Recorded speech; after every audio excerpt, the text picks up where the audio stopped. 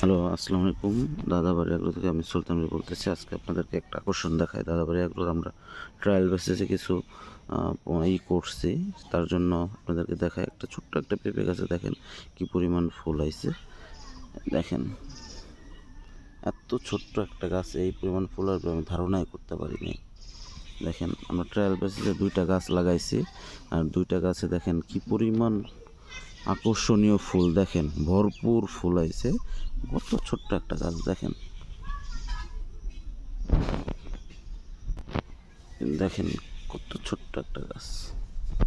এটা একটু কম আইছে ফুল, এটার ফুলের পরিমাণ কেবল আসতেছে। ফুলগুলা দেখেন, কেবল উপর দিয়ে ফুলগুলো আসতেছে।